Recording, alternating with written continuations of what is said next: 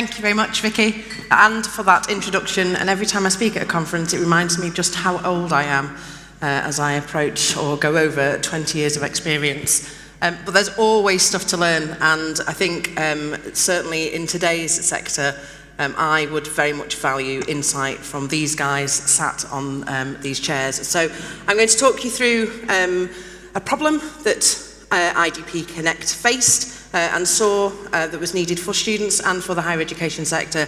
But most importantly, I'm going to give the time for our audience to ask our students questions and for them to tell us a little bit about what would help them as they approach university. So, the story so far. So, if I can get my clicker to work. So, we have completed some research over the last couple of years at IDP Connect around students going to university. And we did research with students, with parents, and with universities and our partners in the sector to look at what the biggest challenges were when it came to university and what the biggest worries were. 83% of students and 82% of parents told us that the cost of going to university was their greatest concern. And I'm sure all of you sat here now going, yeah, that's absolutely no surprise. We know that that's what that is. The cost of uni, if you'd have seen probably about 3 weeks ago now by the Higher Education Policy Institute, told us that it was around £18,600 was to live an adequate life at university per year, and that would be what the deficit was being seen per year. But there was one clear message that came out and stood out for us all at IDP Connect, was that there was support needed. So while there was a worry, there was actually nothing out there that helped students.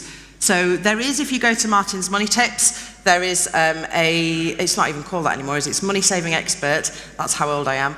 If you go to the Money Saving Expert, there is help and support for parents. So it will tell you how much you need to put away to save for your own child to go to university. So my stepdaughter is 18 in a few weeks' time. She's just in her last A-level exam today, and I put in the calculator what I would need to save. If I saved for 18 months, I would then have enough money to help her go through university. I needed to put away £930 a month to support her going to university for 18 months. I'm not entirely sure how that works. I've not disclosed it to her father, but I have stocked the cupboard with some baked beans in order to help and support her.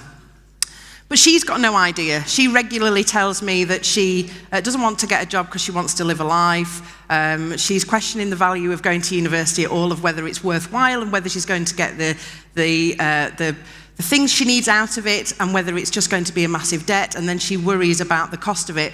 She'd rather not get a job though. She'd rather still live a life, and she's surrounded by TikTok telling her how she can make money on the side without actually getting a job. So it's an interesting life in our house.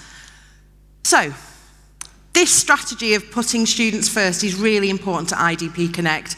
We have a student-first strategy, and we want to always personalise our outcomes. So when we looked at the cost of living calculator for students, we wanted to get that across, and hopefully our panel today will explain to you how that kind of works for them and came out for them. Our user needs, when we look at our students, are hinged by these 5 areas. So the value, so what does the student get out of it when they're using any of our products?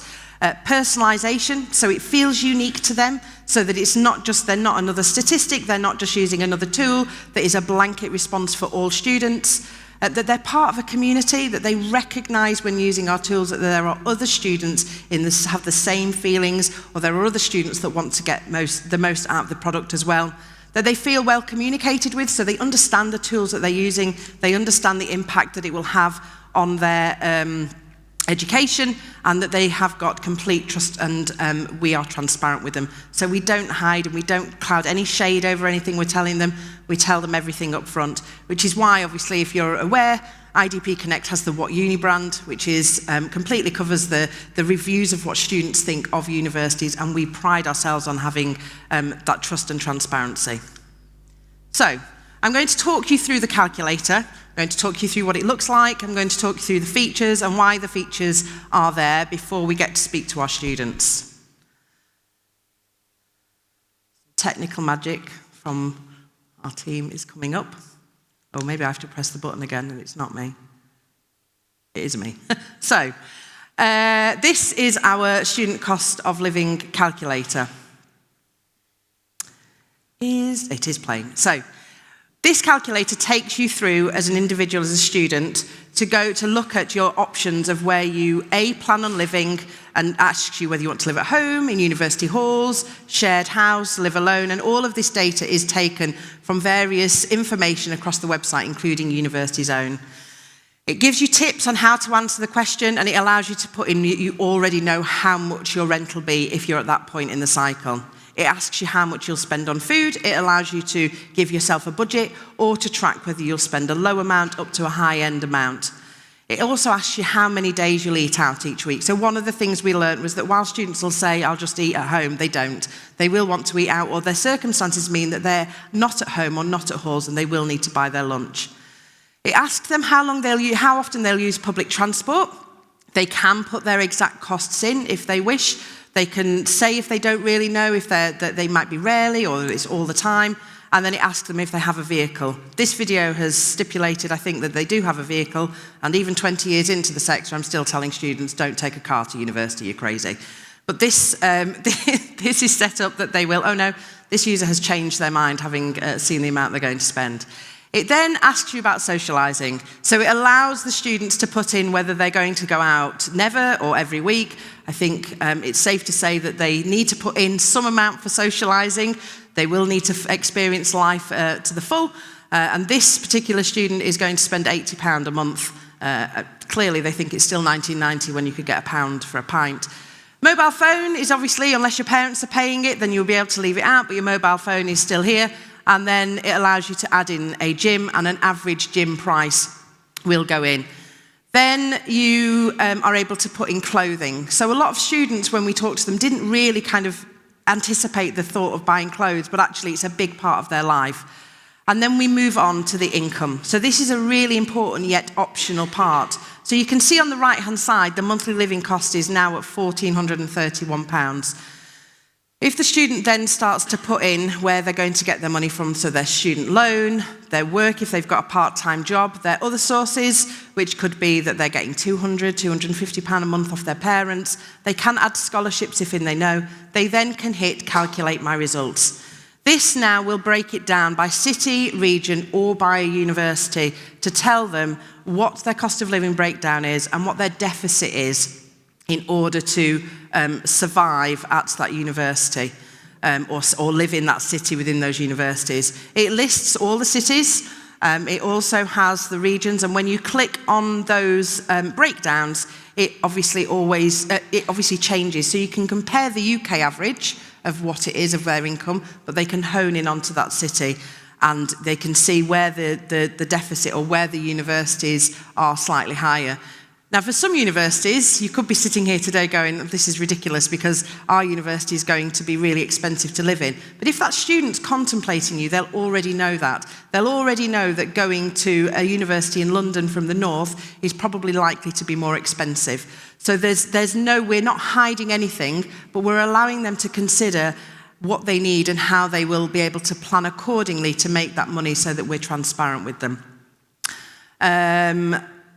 I believe that is the end of the demonstration. So you can just see up here that it goes for universities, and the university's data is all pulling in from university websites. So we've got the average of accommodation that's used on a university website. So we've seen some user insight from this tool. What I need to tell you, which I should have probably told you at the beginning, is this product isn't yet live. So it's due to go live within the next 10 days. So this really is an exclusive preview to be able to show you what we're seeing.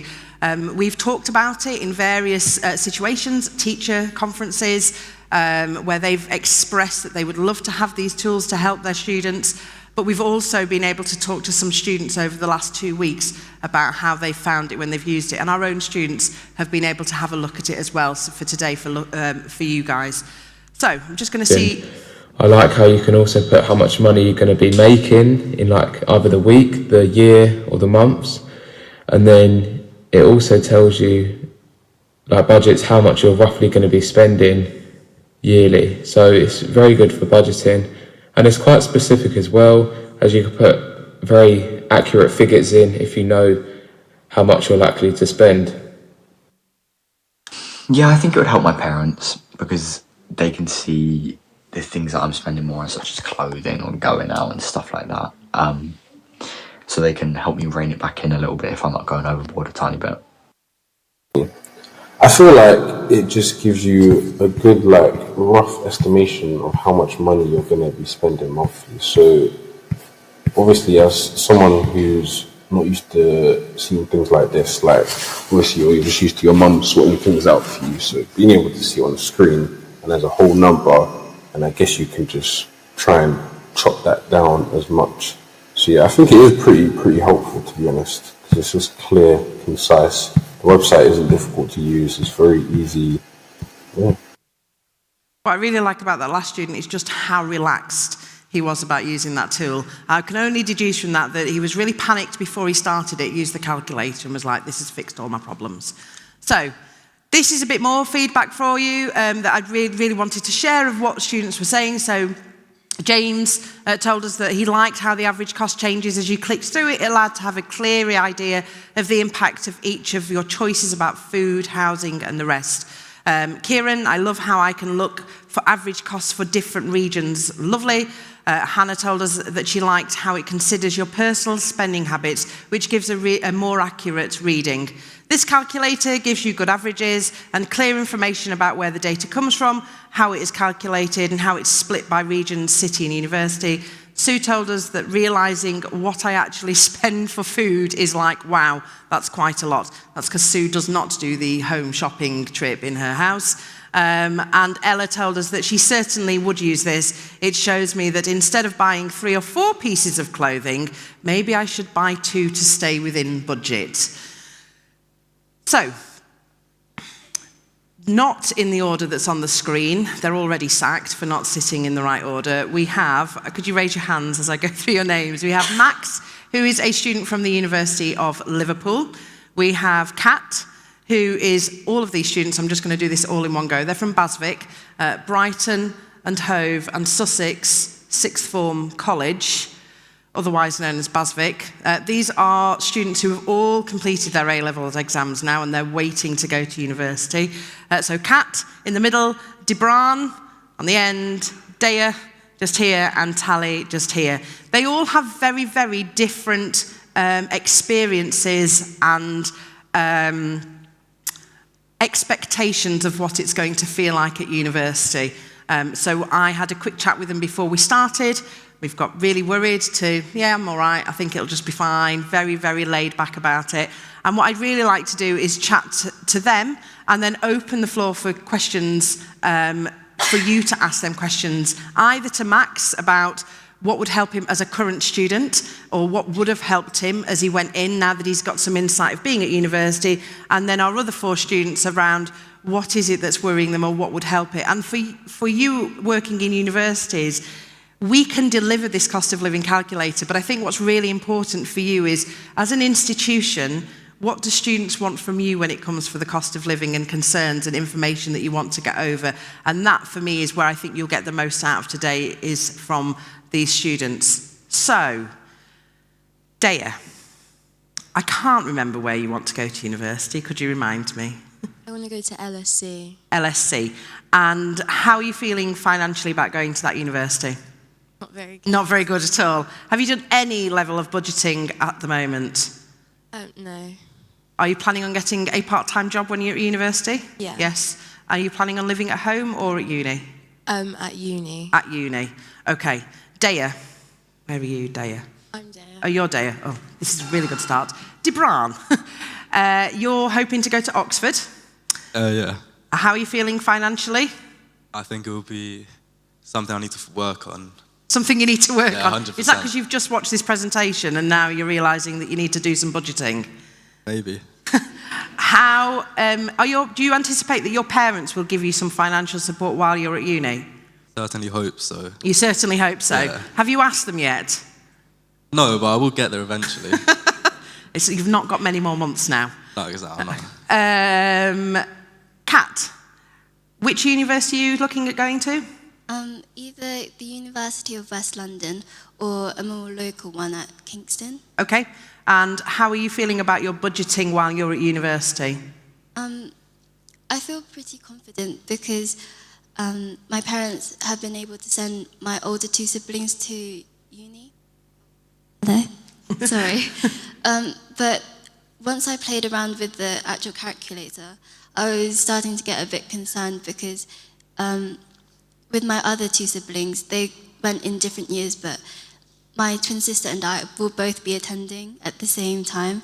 So it's got me a bit worried now that I think about it. But Don't overall, tell your parents not to go to Money Saving Expert now. It's too late. It's just too late for two of you.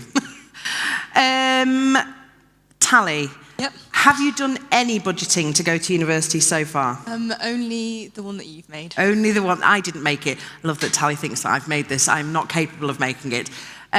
Did you, when you went through it, did you have any surprises or shocks or worries? I was quite surprised about how much it came to and the things that you sort of forget about. So like maybe going to the gym, your phone bill. When you're thinking about uni, you sort of forget that those are also things you have to pay for.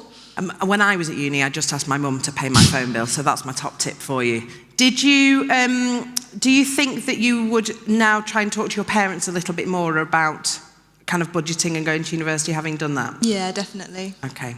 And Max, honestly, do you have an Excel spreadsheet where you know how much you're going to spend on going out in Liverpool every week? No. No. How often do you have to ring home for money? I wouldn't say often, because I get my whole maintenance loan, so I'm kind of all right up until the last couple of days of the semester. But before Christmas, yeah, I did have to ask my mum for 20 quid for food, but I spent it on a night out, so. Not so sure what happened there. You have a twin sister, don't you? Correct. And where's she studying? She studies at Loughborough. At Loughborough. So your parents have got to dual fund as well? Yeah. So if you could have a word with Kat and give her some tips, that would be really helpful, so she can get the twin edge on her sister as well when she goes to uni. So there's a little bit of insight there from our students, and I hope that was really helpful. I'm happy to open the floor for questions where you might have some questions, either for me, more than happy to talk to you about the product and how we're going to launch it, and any of the features that you want to ask about. And more importantly, if you want to ask our students questions, I'm more than happy and they are more than happy to take some questions from you. Hello, where is Joe? Joe's got a microphone here. There's just this lady at the front. If you could let us know where you're from as well, that'd be really helpful. Sorry? If you could let us know where you're from, that'd be really helpful as well. Hi, I'm Morgan and I'm from the University of Greenwich. So I work in marketing in a university in London. So my question for you guys, and I think it's Kat and Daya, I'm sure you guys knew the cost of life was more expensive in London. Did you know? yes. You realised, okay, cool. What is it that still made you choose London? What's the big selling point for you guys? Because we know it comes with that extra cost. Well, my dad lives in London, so I was considering doing 1 year accommodation and 1 year living at my dad's house, and then maybe transferring and travelling because Brighton isn't too far. But I was stressing about the cost of living crisis in London, but I just thought maybe I'll be a bit frugal. Okay, thank you. For me, my parents are planning to move back up into London, and so I thought might as well try and find a uni around there. But I also think more students are drawn to the social life and the connectivity in those areas, as obviously after uni you'd like to try and reach out to different farms or different places of work, and that's kind of like a mixing pot of loads of different opportunities. Tally, where are you planning on going to university? Sorry? Bath, hopefully. Bath. And did you say maybe Sheffield if it Yeah. wasn't? So that is a fair distance. And then Max, you've gone from Loughborough to, well, Leicester to Liverpool. Yeah, correct. Okay, just to give some context of like journeys of travelling. Thank you very much. Does anybody else have any questions as well? Oh, I promise to come back over to you.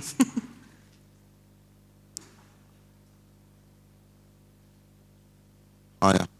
My name's Ibby from a company called Ear to the Ground Consultancy. But I wanted to know, seeing that there's this calculator, what would be the best way for you guys to find out about the calculator?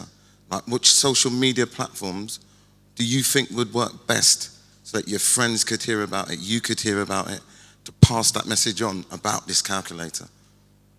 I think for our generation, TikTok would probably be the best, because TikTok's the one that people like mindlessly use, because Instagram gets boring, but TikTok you can just get so indulged without realizing. But I have learned a lot from TikTok and heard a lot about different experiences that I could do, and that's how I found out about my course at LSE that I'm applying for. So I think TikTok. I do think the main problem with adverts is that no one wants to watch them, so they all want to skip it. So it doesn't depend more on where you put it, but how you make the actual advert, because you have to make it intriguing and actually fun for your target audience, so they can actually engage with it and want to watch it. Would you all agree that TikTok is the place to be? I'm so old. Next question. Well, there was one over here, but I think, Joe, I can't even see. Here. Oh, you're already there. Perfect. Hi, everyone. My name is Marlon. I work for Lloyd's Banking Group, focused on customers, specifically students. So my question was, for those students who have just finished off their A-levels, why did you want to go to university as opposed to taking a different route, such as a degree apprentice, which would be much cheaper? So just interested in getting your views as to why you want to go to university. I think for some courses, there's not really many degree apprenticeships. And when you do a degree, it feels like you've definitely got something to do after that. I want to do psychology, and there isn't really much degree apprenticeships, although it would be amazing if there were some. It sometimes feels like that's the only choices to go to university. I agree with Tally, because most institutions often direct UCAS as the only safe option into the world of work. But I've also been interested in that sort of pathway, but I've often been told that it's too competitive, and that there are many qualifications, like the levels of apprenticeships, that we need to consider, and by the time you hear about it, sometimes it's too late to try and get those qualifications. Any other thoughts on apprenticeships? Max, did you consider an apprenticeship at all? Yeah, definitely. I think colleges, the college that I went to, they kind of put university on you quite a bit. They kind of made it like it was, they wanted you to go, that was what they were striving towards for students. So apprenticeships were kind of overlooked. It was kind of, you had to look at them independently rather than have help from your teachers. So I feel like uni was put on more than apprenticeships, but if you want to look for an apprenticeship, then you've kind of got to do it on your own. Okay. Joe, there was a question over here, unless you've already handed the microphone. It was a lady on the third row back. So there's two. There's one at the very back and then one at the third row. And then could somebody also tell me what time it is, please? Because as a true professional at this, I can't see a clock. It's 11:02. I'm okay. Hello. Hi, I'm Nikki. I'm from the University of Edinburgh. This one's actually for you, but it might be an offline one because it's a bit fiddly. But in regards to where you're pulling the information from for the data, Scotland's pretty cool because public transport is actually free there if you're under 22. Is that factored in the calculator at all? I think it's factored in. There is somebody who's been involved in the cost of living calculator in the audience, but I don't want to put him on the spot. If I will come and find you, or if you want to look me up on LinkedIn, I will definitely give you the answer, and I would love to continue that conversation with you to make sure that we've got that right for Scotland. Scotland is pretty cool because all of your transport's free. That's the message from over there. Okay. Hi. Hello. I'm Vicky from the University of Sheffield. So looking at the calculator, it looks quite scary, the amount of cost that's kicking out at the end. So I just wondered what advice or support would students going to university and also Max at university, would you be looking for from the university to help you navigate those costs? So you're asking the students this? Yes. The question is, as you've all experienced, those costs can be quite scary. What would you want from the universities that you're applying to or considering to tell you to help you sort of navigate your way through those costs and budgeting? I think going to uni is partly like discovering how to finance for yourself. So I think like just support, because you're gonna like mess up and you're gonna overspend and you're gonna be in debt. But that's a part of growing up and learning how to stabilize yourself. So I think just having like nice support from friendly people can just help you through it, rather than hearing, do this, do that, don't spend this, don't do that, you're overspending here or you're not doing that, all these things. I think just having a bit of like moral support is a bit nicer. Max, was there anything that your university does or you'd like them to do that you think would have helped you or helped you now? Don't worry, I don't think there's anyone from the University of Liverpool in here. Yeah, and if there I is, know. don't say anything. No, yeah, I think in terms of help financially, it wasn't the greatest. They didn't kind of give you a plan, or they didn't really tell you about unexpected costs that you might, I don't know, stumble across. It was more of a mental health side that they'd support you in, but financially, no. So, yeah, that would be nice for a bit of guidance and a bit of structure to your week, like everyday plan kind of thing. So, yeah. Tally, if you don't go to Bath and you consider going to Sheffield, what would you like this lady to tell you in terms of helping you with your cost of living and budgeting?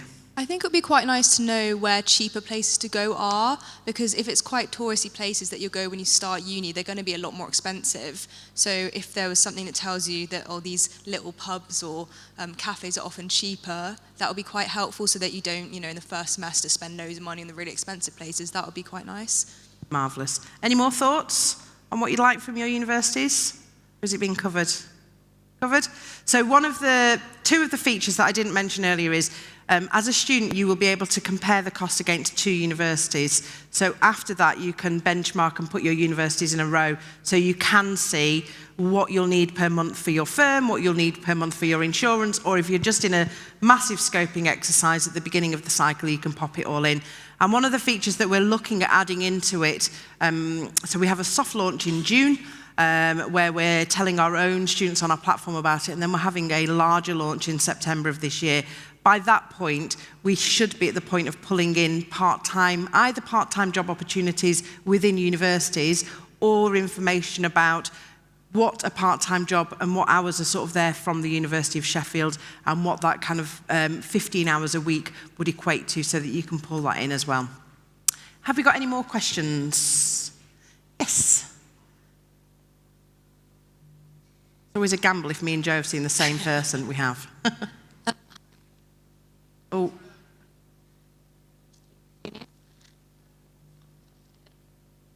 Events and activities when you, there we go. Events and activities when you go to university. So as your student union, we plan lots of activities that are free. We also plan some activities that might have a cost to your ticket. So my question would be, would you prefer to have a wristband ticket that had all those events included that you could budget for in advance? Or would you prefer to get to university and pick and choose what events you might go to, but not have everything included? Good question. So upfront wristband that you can just buy and then you can go to everything, or would you prefer to get to university, know your costs and pick and choose what you wanted to go to? Me personally, I prefer just upfront, because then the way I like to think of things is that if you get it out of the way first, you don't have to focus on that anymore, and it allows you to have better involvement in the future instead of having to worry later on down the line, worry if I'm going to be able to afford this, if I'd rather go to a party than have dinner. Well, obviously, 9 times out of 10 I'm picking dinner. So I would much rather wristband up front personally. Debran is the most relaxed and laid-back student going to Oxford I've ever met in my entire life. But upfront wristband for Debran. Anybody else? I would agree. I think once it's out of the way, then you sort of know, like, I paid this much money and now I only have this much left in my bank, rather than being like, oh, I want to go to this thing with my friends, but then I won't have any money for lunch tomorrow. to just get it out of the way and know, and then you can see how much money you have for everything else would be a bit less stressful. Okay. Anybody else got a conflicting thought or to fully support? Max is here. Max is out every week. I had a similar kind of situation where there was like a freshers wristband where you had entry for the 5 clubs in that week, or you could kind of pay it up front. And obviously the freshers wristband was promoted quite a bit to students, like, get this and you get cheaper entry and stuff like that. But I feel like in freshers you don't know what to expect, so you don't know where your friends are going, you don't know where flatmates are going, so you kind of just want to take it by ear. So I mean, wherever the drinks take you and stuff. So yeah, it's kind of one of them, like you turn up on the day, you pay for it. It's probably a bit more expensive day to day rather than getting a freshers wristband, but I feel like that's the whole uni experience of just doing whatever with whoever, saying yes to anything kind of thing. Would any of you consider getting your parents or family to gift you wristbands like that? So as part of going to uni, she's already there. Day is already there. Have you got a GoFundMe? No. Go. I would get my parents to do that. You would get your parents to do it? I would, yes. Yep, marvellous. Any more questions? I think Joe's with somebody at the back. Yes. Hi. I'm Laura Buckley. I'm from the University of Derby. Kind of a follow-on question from someone from Sheffield on the left-hand side. When is the best time for a university to talk to potential students starting in September about cost of living, cost of going to university? Is it early days when you're doing your first bit of research of where you want to go to? Is it when you choose the university as an option, or when it's a firm choice? Is it later on down the line? When is a good time to talk to you about that information that doesn't panic you but supports you and helps you with that decision on what university to go for? So you guys have been looking at and considering university for a long time now. When you think back to when you first started in year 12 up until now, is there a prime time when you've really started thinking about money, or when you think a university should start talking to you, or you should start looking at the cost of living? And it's not now, Dibran, it's not now, it's earlier than now. The laid back is that's all right. I dozed off a little bit. I think probably end of year 12 would be good, because it's about then that you start going to unis. And even if you hear a talk from, say, Sheffield Uni about the cost of living and you're not actually going to go there, it still applies to wherever you go. So getting in like early, not leaving it until sort of when you get your applications back, I think, before you even apply would be good, just so that you're already thinking about that, because it's quite long conversations to have with your parents to be, you know, how much are you going to give me, how much, like, how good of a job do I need? Just so that you really go into that knowing exactly how much you're going to budget, instead of, 2 months before you have to write out a budget plan. So this time last year, basically, you're saying, okay. I think the same, because when I started visiting unis, I started actually realising how expensive everything was. Because I'm visiting Bristol as well, and even to get there, train tickets are like nearly £100, and the petrol isn't cheap, and you just start really realising that the transport back and forth, that's going to add up at the end of the month. And I think you just need to start budgeting for it as well, or realising that maybe you should have a job planned in advance for getting there, because you could arrive and there be no jobs available for 2 months, and then you haven't got any like extra disposable money. So you need to pre-plan for a job if you want to. There's like a lot. Are any of you saving to go to uni, or your parents are saving? Or Max, did your parents save? I saved for uni. I did a gap year before, so I had savings left over just for kind of emergency funds to kind of fall back on. But yeah, my mum and dad did save. Okay.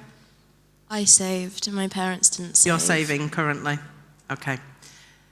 I don't know if we've got time for one more question, and I can't see Joe. Yes. One more.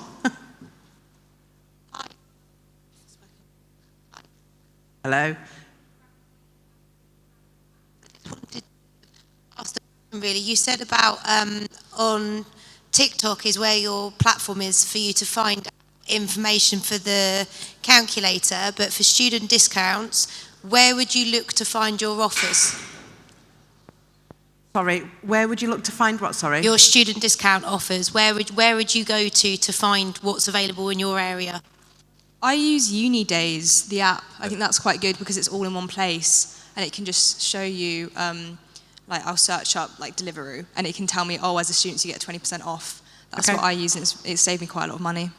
You use Uni Days? Uni Days is really helpful, I feel, because it's quite, you can like what the sort of brands that you're interested into, and you also get notifications of other deals that are happening like currently. But I also feel as though getting the deals from, I can't remember the website, but it's part of like a student room online. I can't remember what it's called, I'm sorry, but it's also very helpful when I look at unis and what's on offer around that area. Marvellous. Thank you very much. You've all been brilliant, and thank you for joining and all your brilliant questions. We are always wanting to chat to people about the cost of living calculator. You can look me up on LinkedIn and connect with me. I would love to talk to universities about how the calculator can support you, how your students might work on it, how you might want to see some of the insights that come out of it about what students think about it now and how it might help you as marketeers. And I hope you enjoyed the first session of this track. Thank you very much.